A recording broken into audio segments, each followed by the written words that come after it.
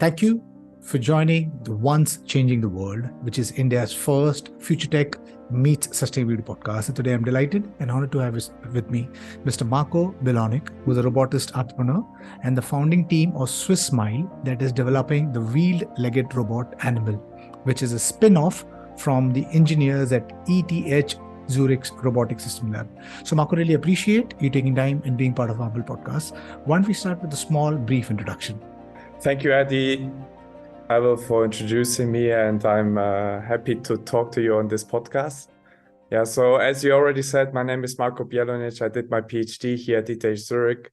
I finished 1.5 years ago, and since then I'm with my team here working towards a commercialization of this wheeled-legged platform that you already mentioned. Right. So would you want to talk a little bit more about this wheeled-legged robot? Because I had a conversation, not recently, maybe at the beginning of the year, I spoke with someone from Unity Robotics from China who's working on a RoboDog. You guys, I think, are one of the first team that's working on a wheeled-legged robot Anymal, right? So could you talk about the robot, maybe the hardware and the software behind it that drives the your robot? The idea started maybe 5-6 years ago. It was the beginning of my PhD. I was first working on something completely else, trying to build a new platform, and then I was very frustrated in the first year of my PhD because I saw there will be so much work to building this new platform, and all I wanted to achieve is some really dynamic motions with these legged robots. But at that time, and since then also, I would say even up till today, what is very constraining with these robots is that you cannot really do agile motions really at the limits. And then back then I came up with the simple solution and say, hey, we have this legged robot Anymal, should we just put some wheels on it? And everything started by putting roller skates to the wheels. So like these were passive wheels, there were no actuation. Back then we did some skating motions. And if you see these videos, even for me, like it's so, back then we didn't even think of that there could be any more contribution of adding wheels. Then we developed actuated wheels that we added. So this needed many integration work because you have to find the right motor. At that time, we couldn't buy any wheels. We had to cast the rubber wheels. We had to make our own electronics to interface with the robot.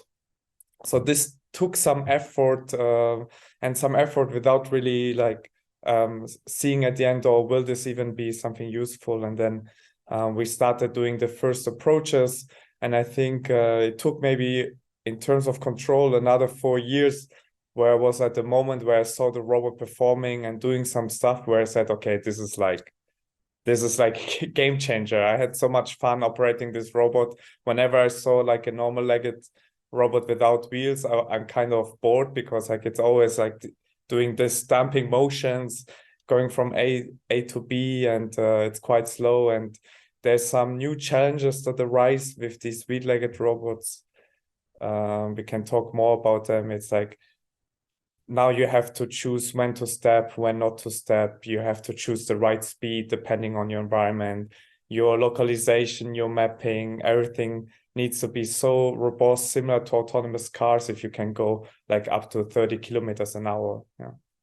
Lovely. Yeah. So talk to us a little bit more about that, because you mentioned about, that it was a simple idea. You saw a RoboDog, and you thought, why not, put wheels to instead of the legs, and that has really added. Though you're saying with the wheels, obviously, there's these new challenges now. I think there are other teams who are also, trying to put rotors, and making it fly also. So, but not a RoboDog, but another robot self. So I think researchers around the world are tinkering around with the possibilities of what you could build. Because there is the other side, the Hollywood, which kind of possibly brings into the imagination of a researcher or common man of what could be possible, though at sometimes, possibly, so I guess the artists artists have this thing, because I think they push the boundaries of what is possible and what is not possible. Like the Transformers, the movie itself. I mean, hopefully, maybe someday in the future, really far off future, maybe we could have a robot which could transform into anything. But yeah, I mean, I've gone a little digressed somewhere. But yes, maybe you said from four legs to robots. It also has its own constraints. And could you talk about that? And could you talk about the hardware and the software which brings your robot come alive? So I think on your first part, on the what researchers are doing, it's like it's changing now a little bit, as you said. Like there are researchers that have legged robots with rotors and maybe adding some wheels. But at that time when I started my research, if you look at research being done and if you look at scientific literature, it was always the same concept. It's like we look at nature, we study nature, and we try to mimic them. So like the same in the legged robotics community, it was always like, oh, there are these legged robots, these dogs that have a certain gait. Oh, let's study it and let's implement it. Or so it was always like narrow-minded from my perspective. Obviously, you can do a lot of great research also just on the legs. But I said, like, we have a robot. It's not constrained to nature. So why don't we add the engineering tools that we have? And I think one of the greatest tools we have is the wheels. Like the wheel transformed our whole society. It's like the same with flying, I would say. Without the wheel, our progress in this world wouldn't have come so far. So in terms of what, I think it changed a little bit in the last years. And your point regarding the Transformer robots, the movies, like even I back then, I would never look at science fiction or watch a movie and think, oh, let's build this robot. But I think this changed a little bit. And I think it's exciting I think we as roboticists, we should look a little bit at these movies. We should look a little bit at these creative minds that come up with some new concept that we as engineers maybe are a little bit limited in thinking, but they're great minds that do like a lot of groundbreaking work, especially in the movie industry. Coming up with some new ideas. I think we should check them up and try to take some of these ideas and try to implement it into a real robot. Yeah, right, completely. So I think artists have this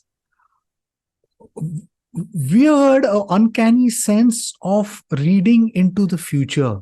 They kind of vision or design the future. And if you go to see, I think almost if you go back into the past also, I think these books and movies kind of give you a glimpse of the future. And then obviously, I mean, researchers such as yourself would say, oh, this is now possible. Maybe it wasn't possible at that point in time, but now technologically it is possible. Yes, I think referencing these artists are a great way to design the future. And that's what I think some of the largest companies doing. For example, there's Magic Leap, which is building these augmented reality glasses, and they had Neil Stephenson, the guy who wrote the book Snow Crash, which kind of gives you a glimpse of what the metaverse is. And the Magic Leap kind of took all of those bits and pieces and the imagination of Neil Stephenson and implemented into the glasses. So yes, I mean, Anymal, the robot. I mean, would you like to talk a little more about it?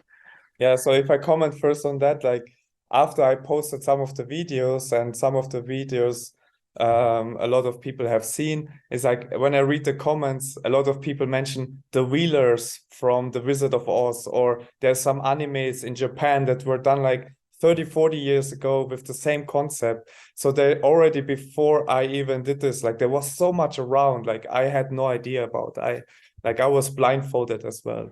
Like, yeah, and if I would talk more about Anymal, I think now that we have this, like, I think there's so many more possibilities in this transformer world. We worked a lot with this, like the robot is on 4 legs. Everyone now is building like humanoid robots, but like we have already articulated systems. So why not just standing up on 2 legs? So this was one concept where we are, in terms of research, continuing now that we have the hands, we can do manipulation, and that's something we do. We didn't reveal yet, but this will come.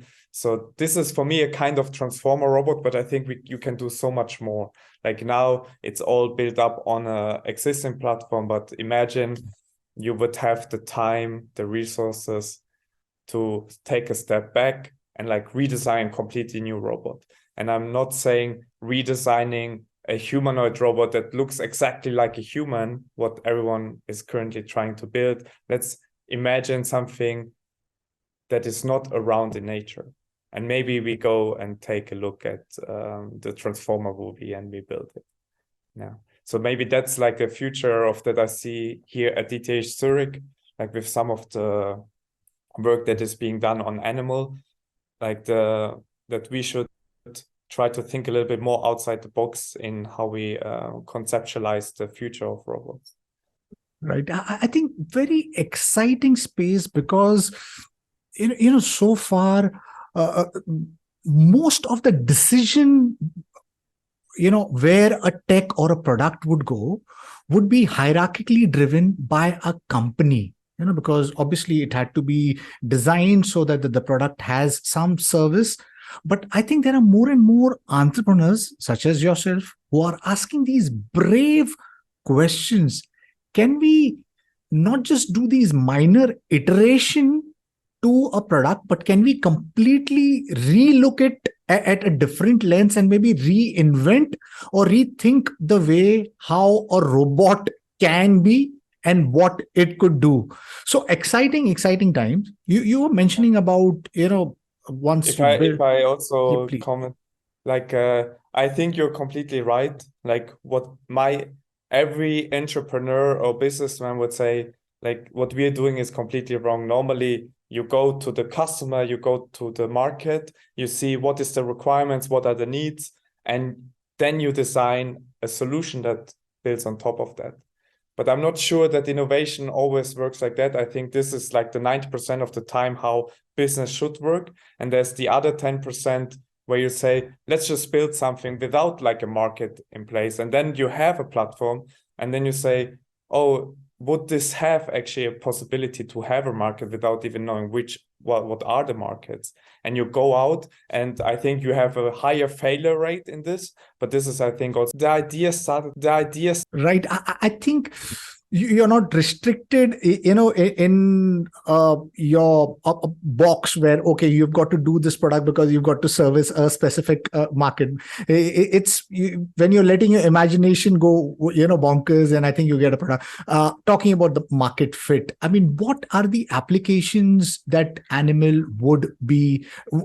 can currently do right now and would be able to do in the near future?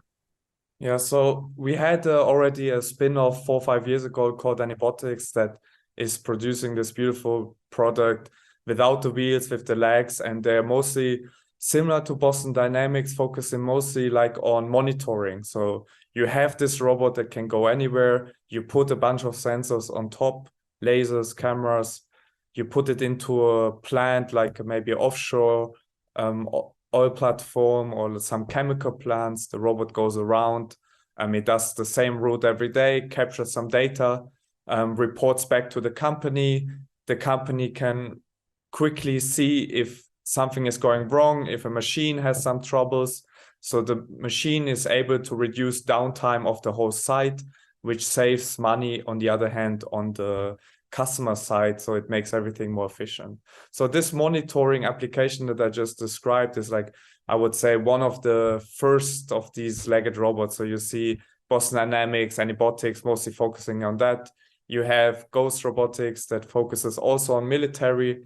It's the same procedure again for the military application. They send these robots as robotic scouts in front to make the life of these soldiers more safe. What we now try to look at, and I think we have a pretty good stance now, because 4 or 5 years ago, when all these legged robotics companies were looking at the market, they were kind of constrained to what they can do. And the only thing that they were able to do at that time was to take pictures and monitor stuff. So it was natural for them to do the monitoring side. So now that we are 4 or 5 years ahead and a lot of research has happened, we thought, what are bigger problems in this world? And one of the bigger problems that we have seen, that you have still humans on construction sites, in industrial facilities, in last mile delivery, when delivering groceries or other stuff, that you have still people carrying heavy payloads. And if you go to these sites and you talk to the people, although here, for example, in Switzerland, the maximum you're allowed to carry is 25 kilograms, which sounds little, but all of these people are suffering back pain. So we say, instead of just having a robot that takes some pictures for you, why not having a robot that can do some actual work in carrying and helping a person? So what we are now with Swiss Mile are focusing on is on this aspect. So we want to have a machine that can be together with you carrying heavy payloads, and maybe at some point also autonomously do shuttle routes or something like last mile delivery routes. And I think, in my understanding, this is one of the biggest markets in the world. It's like delivery. If you look at all the goods that are being delivered, there's so many stages at the whole delivery, how do you say, like the process, from ships to trucks to people then involved. And one of the last aspect that is probably not automated or is the delivering from the delivery hubs, for example, to the customer. So these are the things that we are now focusing on. Exciting, super exciting. Now tell me, Marco, somebody who's been vested in this space, somebody who's built a robot, what's the public perception? How do you think we humans are going to react to that man-machine convergence, where we're going to leverage a machine to be a friend or helper or guide? Do you see that happening? What would it require for that, transition, for us, the mindset to change? Because I think Hollywood has painted this picture, or dystopian picture, the Terminators, and then there's these Black Mirrors and so on and so forth. So there's this fear attached, when you see a machine that moves. What do you think could be the transition for us to start leveraging? Industries, yes, might happen. Society, general consumer, when do you think that could happen? I think in general, when we go to the public and we do this demonstration, or we have the robot going on the street, I think most people I see sparkle in their eyes. They're excited about it, especially children. They're really excited about these machines, though. So in general, I don't get like a negative vibe how it's painted by the media itself. But obviously, when people then maybe think one step further, obviously they get afraid, because they put a lot of emotions onto the robot just from the fact that they're walking. If it would be just a wheel platform with wheels, the same machine can put the same amount of damage, for example, but people don't associate so many emotions to it, because they don't see it as much as a living being just from the way it moves. But if I look a little bit more practically speaking now, what we are now targeting is mostly like private areas, industrialized areas, construction site, where you can actually train the people of how to be next to a robot. I think this is the first step before we bring them to the public. And the only way for the public to adapt to these machines is, I think, time. So the more robots the public sees, the less reactions you will have. And at some point it will become a commodity, and everyone will not care anymore about these machines when they have seen it for enough period of time, let's say. Fair enough. Completely fair enough. You mentioned about the applications. What are the current industry applications? Is it being sold at this point in time? And what are they being used for? And what has been the response of the customers if it's being used? Yeah, one reason is why we made this effort to commercialize the platform is because from all these videos we had so many in the industry potential customers reaching out to us asking, can we buy the robot, or can we use the robot, or I have these needs, and I think your platform fits the best for our needs. What we now doing is that we look at carefully all these inquiries. We evaluate them based on technical feasibility and also business feasibility, because in the end, you want to have a customer that buys a certain asset and get some return on investment. So in the end, the customer needs to save some money or make some money. Otherwise, the machine is useless for the customer. So what we are now doing is we have a handful of customers where we go in and we say, we do this proof of concept where we evaluated all these criteria beforehand. Then we go to the real world, we test it, iterate, and then based on that, we try to develop now in the next year, or what we're already doing since a year, a more product around the platform. So something that is completely integrated into the customer's processes. So we are not really currently looking in, I just make a platform and I sell it, and you can remotely control this robot with a joystick. We know from our experience in the past that this is not the right way of approaching things, because in the end, the customer wants to have a complete solution around their problems and not just a part of it where they have to do development on top. Right. Now, these robots, most of them are at the back end. It's being controlled by a human, and even the Boston Dynamics, there's a human which is controlling. How much of the robot? How much does the robot understand its surrounding? And what are how much is the back end where the human is controlling it? And when do you think that's going to transition? When do you think we're going to move from a human controlling the robot to it being autonomous, where it's being self-aware of the environment? So we have many aspects in terms of autonomy. And what we've been working for most of the time in the last, let's say, 5 years is autonomy on the mobility side. And I think this is something, practically speaking, that we have solved.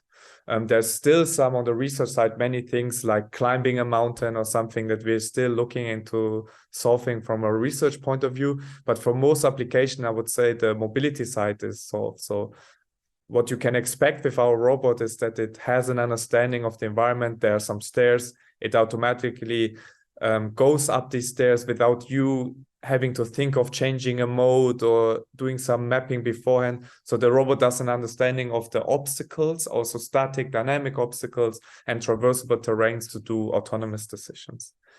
What we are also heavily doing now is to remove the need of a remote controlled human. So in this sense, we are working on like local navigation, where you can send maybe in the vicinity of the sensor data some waypoints, and the robot goes autonomously there.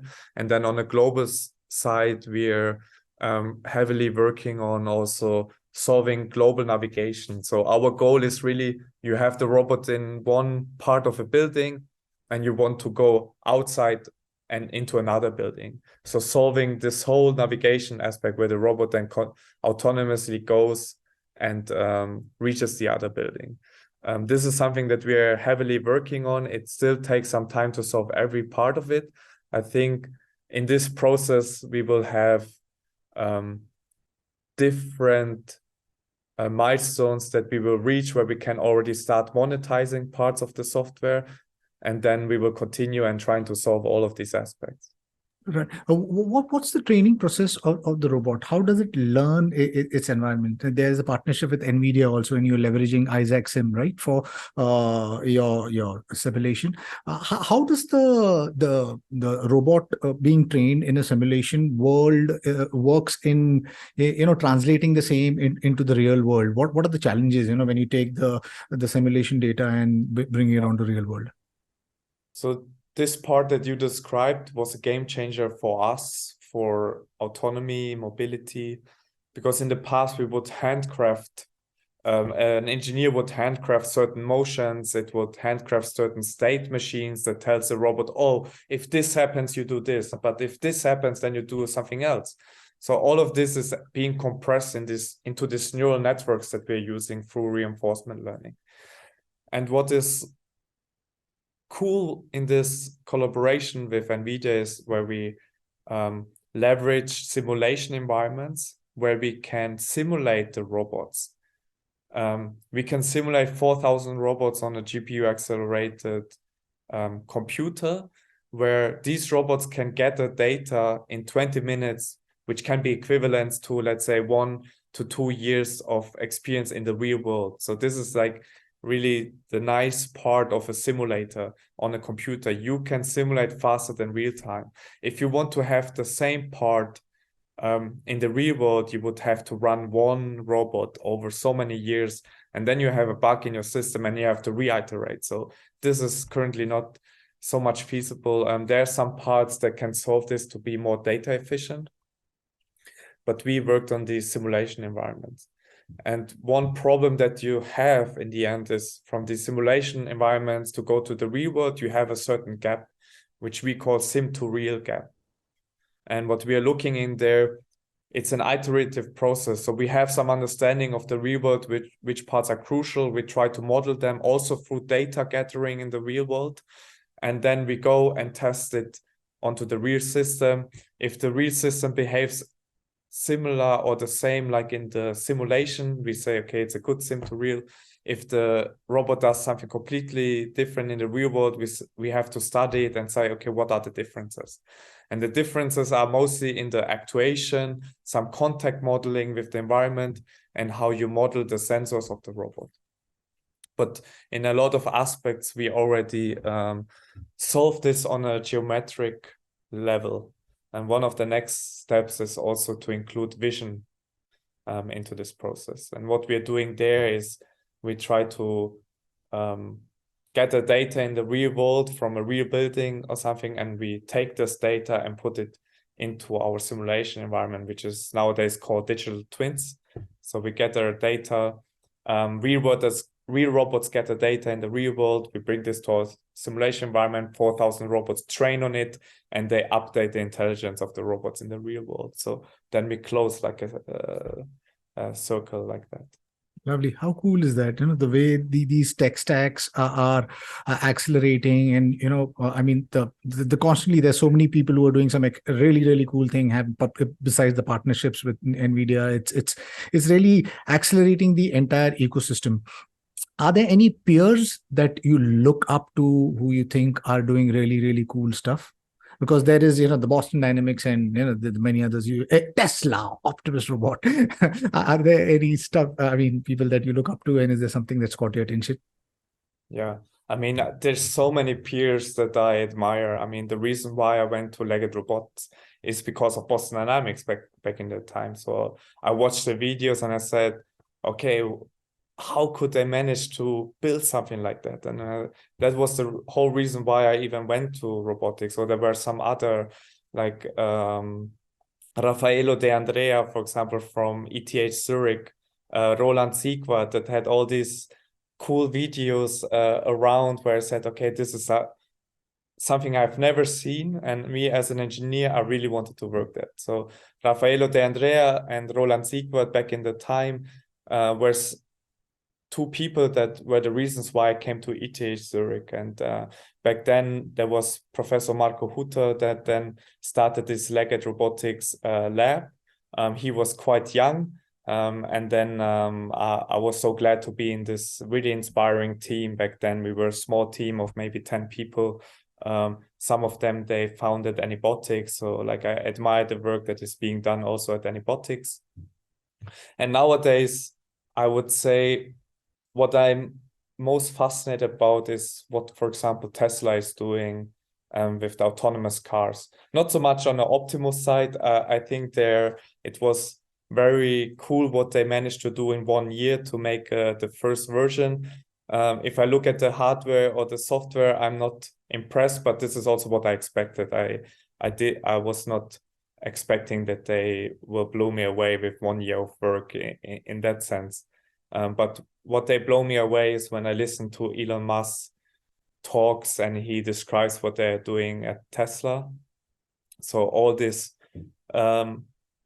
self-supervised learning at scale, where they get the data from all these vehicles, they upload it, they have automatic tools to label, they train their algorithms, and like the same way how these Tesla cars or robots are trained and gather data, the same I envision for all robots. So like at some point, our robots have to become like autonomous cars, like in terms of reasoning. So we will have to solve similar aspects.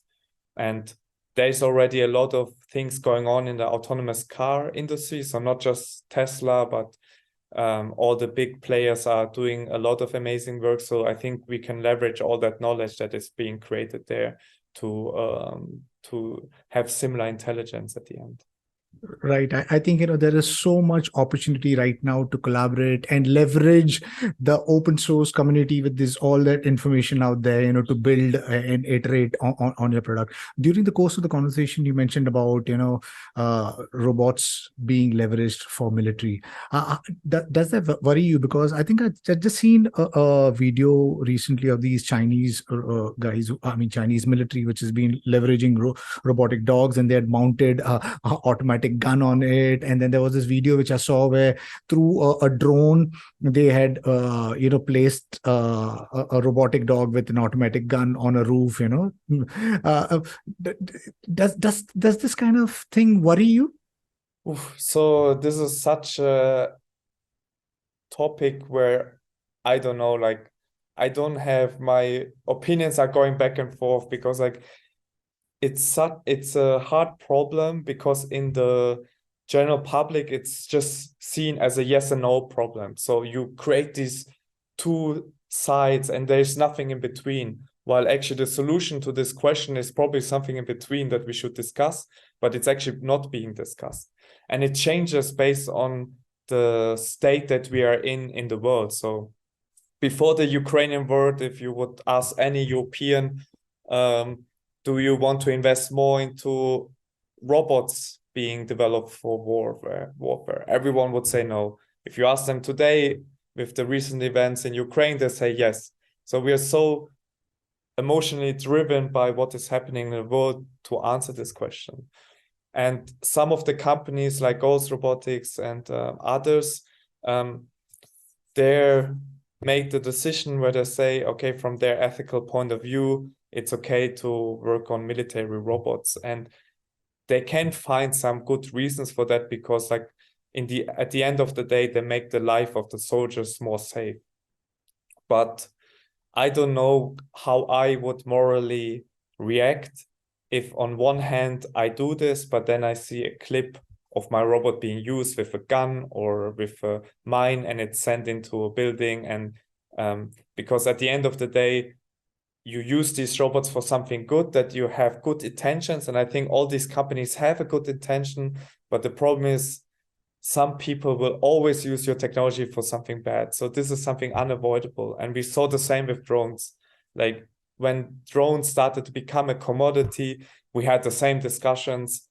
And now you look at Ukraine, Russia, and they're all being used as kamikaze drones. So in the end, you will probably not be able to stop this work. What I'm a little bit annoyed, I have to say, is all these ethical questions are pushed down to the engineers to make the decisions. While in my eyes, this should be something that politicians discuss and ask the general public. And they should make a clear statement. And this statement might change over time. It's okay. But like, it should not be down to me that someone comes, should your robot be used for warfare? It's like, no, like my country that I live in should give me my ethical boundaries. It's like, and nowadays for all these things, also autonomous driving, at the end of the day, all these questions that have been asked over all these years, now at the end it's practically solved by engineers. So they have to answer it. Okay, in this situation, what do I do? Right. Marco, completely understand. I wish you the very best. And I hope that the product that we are building works something which creates, a collaborative or man-machine convergence where we leverage it for good and build a better future. My last question to you, Marco. If you had to, build a completely autonomous robot, what would that take? And what comes next for you? I think in terms of hardware building, we have everything we need to build a completely autonomous robot. In terms of hardware, we mostly work on making these robots also more reliable, that they last a long time, that these robots can fall and get up similar to humans. So in that sense, I think we have all the tools available to do this. I think in terms of making these robots autonomous on a software level or intelligence level, I also think we have all the tools available that were already being developed in all these years. I think what is needed is like a huge engineering effort, and you need lots of people that work on the robot's intelligence. So what I described of so easily are the robot is taking data in the real world, uploading it somewhere so that it's being used to make a better intelligence. It sounds easy, but it's so much work, like handling data, automating all of these stuff. Then you need a lot of robots in the real world. So you see it with Tesla, this approach only works if you already have like thousands of cars driving around and taking data. And if you see, for example, at Tesla, when they describe just the effort of labeling, which means like you have some images and you want to label which parts of the image is now a human, the street, the sidewalk. They have 100 engineers that only work on this to automate this, to make it as user-friendly as possible, to make some autonomy on certain things where humans are bad at. So you see like 100 people just working on one little part. And then this is already such a huge engineering effort to combine all of these little aspects into really one machine that is intelligent enough to reason about the world. Thank you, Marko, for taking time and being part of the podcast. It was lovely talking to you. And I wish you and the team at Swiss Smile the very best. That little invention or re-looking at things completely changed how I think the future of robots are going to be, because there are these companies like Boston Dynamics, Unity, and so many others who are working at robotic dogs, looking at robotic dogs, but with legs. And then there's Swiss Smile, which is put wheels. And this has really kind of completely changed how these dogs are gonna leverage the environment and their capabilities in the environment. So it's an exciting world that we are stepping into. My wish is that the products that's being built doesn't get militarized in a way that it harms fellow humans. Because I fear not for myself, I fear for my children, who I think in the next couple of decades are going to have machine friends more than humans, because that's already happened. We are already transitioned where the Gen Z is largely lives in the virtual world. Their preferred medium of expression or interface is your mobiles and your computers and the laptops. And I think in the next few years of this decade, the metaverse is going to shape up. Artificial intelligence is going to go from narrow to artificial general intelligence. There's going to be robots, which is going to be humanoid robots, plus these robotic dogs. So we're getting in a fantastic world. My only hope and wish and pray is that the technology that we build is human first and serves humans rather than pushes humans away. So thank you once again for taking time and being part of the podcast. And to my listeners, if you like what you see in here, then please press the subscribe button. And until next time, see you guys. Bye-bye. Thank you. Thank you, Marko. Really appreciate this. Thank you, Adi. I appreciate very much this conversation. Thank you very much.